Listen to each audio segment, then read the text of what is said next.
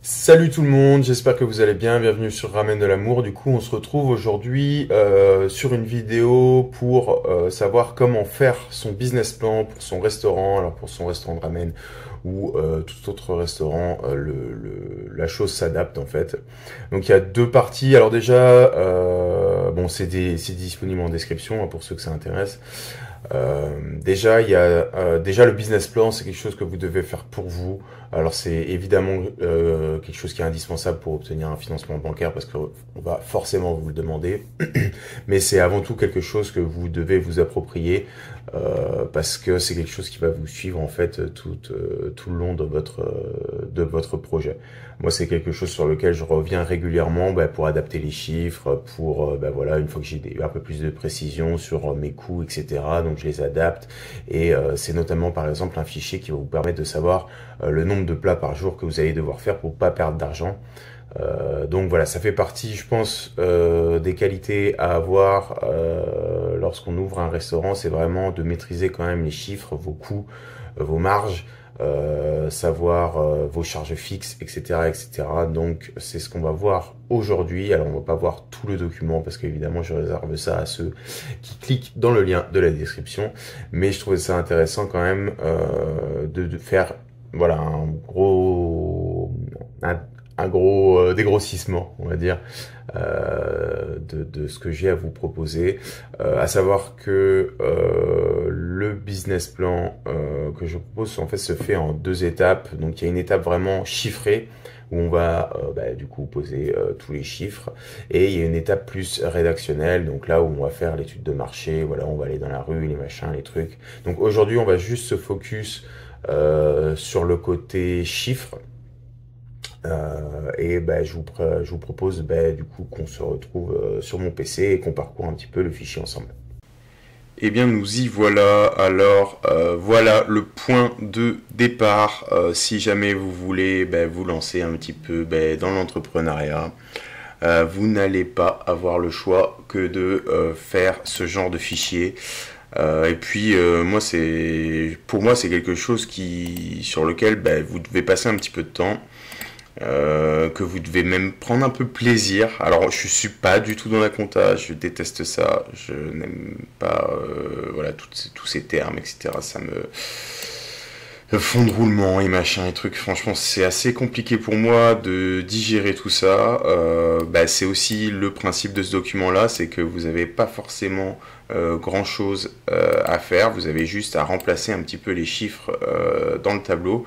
Donc c'est pour ça que moi, j'aurais bien aimé avoir ça au départ, et je pense que ça peut en aider vraiment beaucoup d'entre vous, pour ceux qui se lancent, ou au moins ceux qui veulent commencer à réfléchir au projet, s'il est viable et tout, parce que c'est poser les chiffres, c'est vraiment la première chose dans votre projet d'ouverture de restaurant, et vérifier que ça vaut le coup, si c'est faisable, si c'est pas faisable, s'il y a trop de charges fixes, enfin voilà.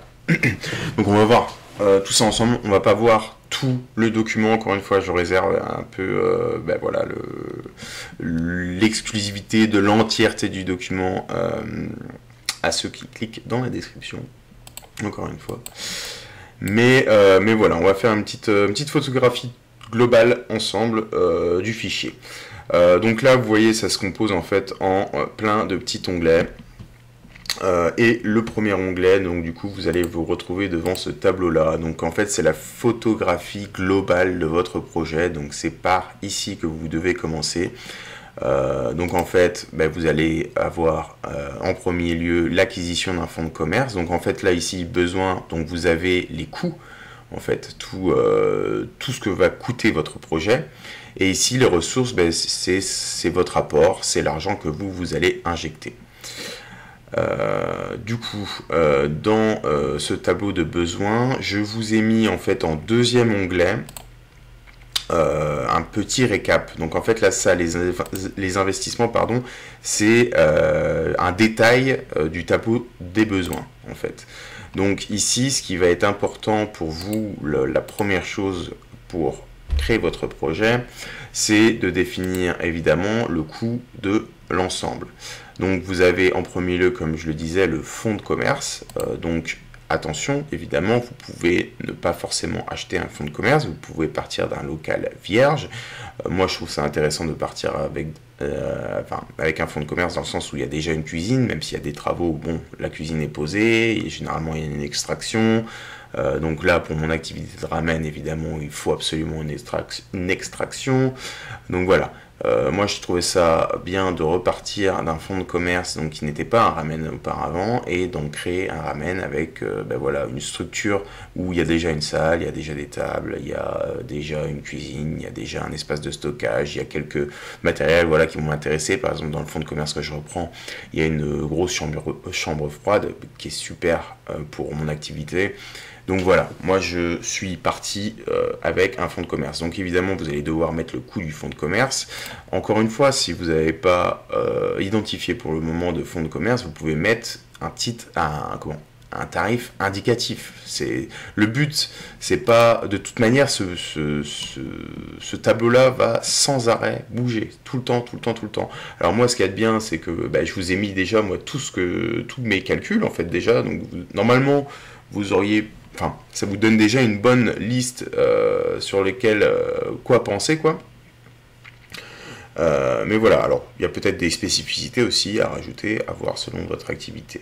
Mais voilà, là, vous avez déjà le premier gros détail, voilà, de l'investissement que moi, j'ai dû calculer. Donc, fonds de commerce, ça, dépôt de garantie, donc ça, c'est tout simplement... quand je reprends la location du local, du coup vous avez un dépôt de garantie, les 2 premiers loyers, un petit peu de com, et là ça c'est la garantie de prêt. Donc ça c'est la garantie de prêt BPI, c'est obligatoire en fait quand vous quand vous prenez un prêt en fait, un emprunt bancaire, vous devez payer la BPI pour garantir votre prêt. C'est-à-dire que si vous vous cassez la gueule J+1, eh bien la BPI prend en charge 70% à peu près du total de l'emprunt. J'espère que c'est clair. Si ça ne l'est pas, vous inquiétez pas. C'est des choses qui vont venir au fur et à mesure que vous allez avancer dans votre projet. Donc ensuite il y a toutes les immobilisations évidemment, donc j'ai mis dedans les travaux, salle, élec, plomberie, l'aménagement de la salle. Donc voilà, j'ai calculé une enveloppe à peu près, une grossière enveloppe. Vous n'avez pas besoin d'être hyper précis, mais faites quand même venir un maximum d'artisans dans le local que vous voulez reprendre pour essayer de chiffrer au plus précis tous les coûts que vous allez devoir faire. Donc c'est-à-dire, je sais pas moi, vous voyez que les toilettes sont pas aux normes PMR par exemple, il faut faire venir un artisan pour que ce soit aux normes PMR. Si c'est pas possible, évidemment, il peut y avoir des dérogations via la mairie, etc. Je commence à aller un petit peu trop loin dans les détails, je me rends compte. L'idée, je pense qu'il faut rester assez grossier, je pense, en regardant enfin pour vous là dans l'objectif de cette vidéo, c'est voilà, essayer de lister sans être forcément méga exhaustif, mais voilà, de penser un petit peu à tout. Moi voilà, par exemple, moi j'ai un gros coup sur une grosse machine, j'ai ma liste, mais en fait là, regardez, par exemple là j'ai le matériel de cuisine, je me suis fait un petit document, alors je crois que je l'ai ouvert aussi, sinon je l'ai pas ouvert. Mais j'ai un document matériel et fourniture, vous voyez, on va aller dedans, je vais vous montrer. Et en fait, voilà, j'ai fait la liste de tout ce dont j'ai besoin pour mon activité de ramen. Donc ça, je ferai peut-être une vidéo spécifique sur quel est le type de matériel dont on a besoin pour ouvrir un restaurant de ramen. Mais vous voyez, en gros, il veut pas revenir. Bon, c'est pas grave. Mais en gros, j'ai listé, voilà, j'ai besoin d'un frigo, j'ai besoin d'un appareil à gyoza, je mets le lien, je mets le coût, et ensuite, je vois que j'arrive à 30 000, en gros. Et donc tout ça, c'est juste pour vous aider, hein, ce fichier-là, vous pouvez le prendre juste pour vous aider, mais généralement, vous pouvez vous arrêter à ça. Cet onglet-là, en fait, est facultatif. C'est juste pour vous donner des idées de, voilà, des coûts que vous allez avoir au démarrage, quoi. Et donc voilà, vous avez donc votre tableau, donc mettez l'acquisition du fonds de commerce, les frais divers, moi en gros c'est les frais de notaire,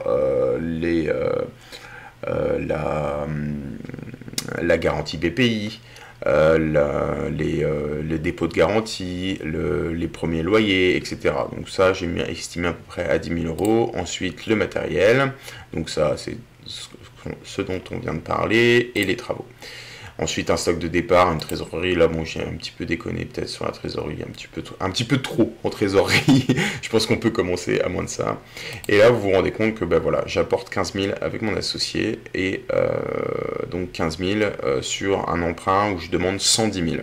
Donc, vous voyez, j'ai à peu près 10%, en fait, 10-15%, entre 10 et 15% d'apport, finalement, et où la banque m'a quand même octroyer mon prêt. Donc généralement on demande, on va vous dire 30%, mais finalement vous voyez quand vous allez arriver avec un fichier comme ça, ou aussi également avec l'étude de cas que je propose, voilà, vous allez paraître tout de suite beaucoup plus sérieux auprès de votre banque.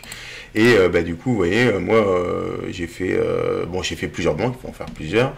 Mais au final, j'ai eu mon prêt pour ce ratio-là, quoi, 15 000 et je demande 110 000. Donc voilà, donc c'est intéressant.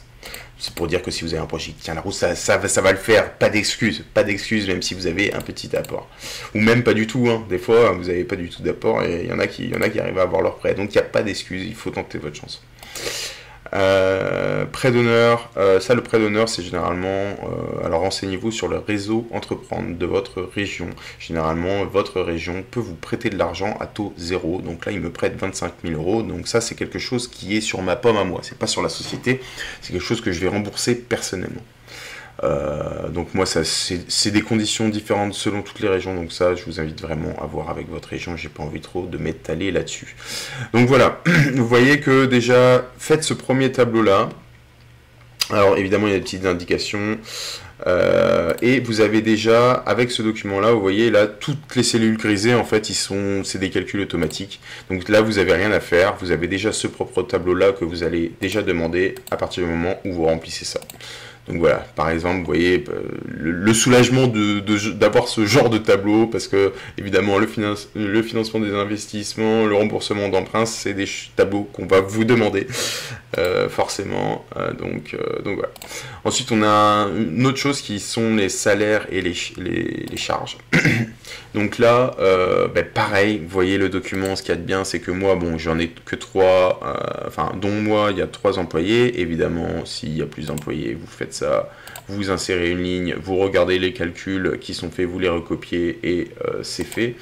Mais en fait, voilà, vous avez déjà ça, et avec ce document-là, vous avez juste à dire, voilà, je sais pas moi, mon cuisinier, je vais lui donner 23 000, finalement, hop, et tout se met à jour. Et dans tous les documents, tous les tableaux, ça se met à jour. Donc, en fait, vous n'avez rien à faire. C'est cool. Je remets 25 000. Parce que j'ai envie de mettre 25 000. Alors ça, c'est des choses aussi que, voilà, il faut adapter selon l'activité, selon votre ville, etc. Mais voilà, moi, j'étais parti là-dessus. Les charges externes, on ne va pas les voir. Les charges fixes et les hypothèses jour. Alors voilà, là, c'est les deux gros tableaux. Les deux gros tableaux, non, tout le tableau est intéressant, hein, mais là par exemple vous avez le total des charges fixes, et en fait avec ce tableau là vous allez pouvoir vous dire voilà, j'ai ça en charges fixes. Alors les charges fixes, qu'est-ce que c'est les charges fixes quand même, je vais vous expliquer ça, et on s'arrêtera là avec cette vidéo là parce que je veux pas qu'elle soit trop longue, mais en gros les charges fixes c'est tout ce que vous allez devoir payer quoi qu'il arrive. Donc quoi qu'il arrive, les charges fixes, là les 9 000 par exemple, alors c'est approximatif, hein, mais que je fasse de l'argent, que je fasse pas d'argent, les charges fixes, j'ai 9 000 euros à sortir tous les mois. Et alors je l'explique dans la vidéo et dans le fichier comment faire, mais en gros, vous voyez que là, j'ai calculé des charges, donc là évidemment vous aurez également l'idée de ce que c'est toutes les charges fixes, en ayant le tableau, et en fait, avec 9 000 euros de charges fixes, je me rends compte que je dois faire 32 plats, 32 clients par jour. Voilà. Donc voilà, je sais que si je veux pas me casser la gueule, pour au moins pas perdre d'argent, je dois faire 32 clients jour. Et évidemment, ça c'est calculé sur un ticket moyen de 15,67 € qui est dans ce tableau-là. Donc ce tableau là en fait c'est excusez-moi je bug un peu, ce tableau là, alors ce qu'il y a de bien aussi c'est que en fait là il va falloir calculer tous vos plats. Donc là vous prenez vos 5 plats phares on va dire, vous calculez le coût. Donc là, moi, j'ai calculé, c'est un bol et un tarif au litre et au kilo. Donc le shoyu tare, donc là, je sais que dans un bol, j'ai besoin de 30 centilitres. Donc là, c'est au litre, donc j'ai mis 0,03 et je sais que ça me coûte ça au kilo. Et donc je multiplie les deux, j'ai ça, et au final on voit que si je fais la liste de tous les ingrédients que je mets dans mon bol, donc chaque bol, mettez la liste de tous les ingrédients, mettez le coût, le tarif au kilo, voilà, je sais pas moi, les nouilles ça me coûte 12 centimes, parce que moi je fais, enfin voilà. Bref, les nouilles ça me coûte 12 centimes, il m'en faut une, voilà, j'ai 12 centimes, tac, et voilà, au final au total, un bol de ramen, ça me coûte 1,14. Alors ce qui n'est plus tout à fait vrai, parce que ça a pas mal augmenté tous les coûts, et ça c'est une ancienne version. Voilà, le principe est là. Tout ce que vous avez à faire en fait dans ce tableau là, c'est remplacer les coûts, évidemment remplacer selon vos plats, tout ce que vous mettez dans le plat, vous mettez tout ce dont vous avez besoin en quantité dans un plat, le prix que vous avez au litre et au kilo, et pouf, le fichier en fait calcule tout. Une fois que vous avez tout ça, vous pouvez juste changer les prix. Voilà, je sais pas, moi je veux finalement faire payer 16 €, hop, tout se met à jour. Finalement, moi j'aimerais bien faire 50 ramen jour, mais bon, peut-être finalement je vais en faire 30, tac. Et en fait, vous voyez que tout se met à jour, et j'ai mes hypothèses ici. Donc là, pareil, vous n'avez rien à faire. Imagine, regardez. En fait, là, le tableau est déjà fait. Hein. Si vous faites ça, tout ensuite, les tableaux, là, c'est fait, en fait. Donc ça, c'est bien aussi. Donc, imaginons... Alors, regardez, la prévision du chiffre d'affaires et des marges. Donc, imaginons, là, j'ai une marge totale de 190 000. Bon, ce serait beau, hein, de faire ça dès la première année. Mais bon. Donc là, vous voyez que c'est 225. Évidemment, si je ne fais que 10 ramen, hop, j'en ai que 40. Et là, évidemment, ça se met à jour. Je suis à 143 avec la marge qui est calculée. Voilà. Évidemment, toutes les marges sont calculées en bas. Tout ça, c'est des choses que je réserve évidemment à ceux qui iront plus loin avec moi. Et voilà, j'irai pas plus loin dans ce tableau-là. Si j'oubliais quelque chose quand même que je voulais vous dire, en fait, évidemment là tout ça, ce fichier là, il est moche. On va pas se mentir, hein, c'est pas le plus beau des fichiers.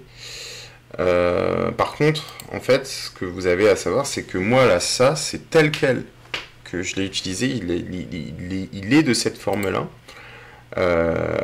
J'ai présenté un peu aux banques comme ça, mais surtout en fait ce que vous avez juste à faire une fois que vous avez rempli ce fichier là et que vous aurez fait évidemment votre étude de marché, donc le côté plus rédactionnel du business plan, en fait vous donnez ce fichier là et votre business plan, votre étude de marché à votre comptable. Sachez que au tout départ de votre activité, de votre réflexion même, vous pouvez contacter un comptable et en fait il vous accompagne gratuitement. C'est-à-dire qu'il va mettre en ordre en fait vos chiffres gratuitement, dans l'idée évidemment de travailler avec plus tard à la concrétisation de votre projet, bien sûr. Mais voilà. Et en fait, hop, vous donnez ça à votre comptable et ça c'est lui qui l'a fait. Vous voyez, il a mis les chiffres en mode beau. Donc vous avez rien à faire. Et tout ça c'est gratuit. Donc ça me paraissait quand même important de le noter. Vous voyez que moi, ça, en fait, ce fichier-là, je l'ai eu simplement en transférant à mon comptable ce fichier-là. Voilà. Donc voilà. C'était un petit point important, je trouvais, dans la mise en forme, en fait, de vos fichiers et de votre projet. Voilà, j'espère que cette vidéo vous aura plu. N'hésitez pas évidemment à me poser toutes les questions que vous avez en commentaire. Et on se retrouve très vite pour une prochaine vidéo. Ciao!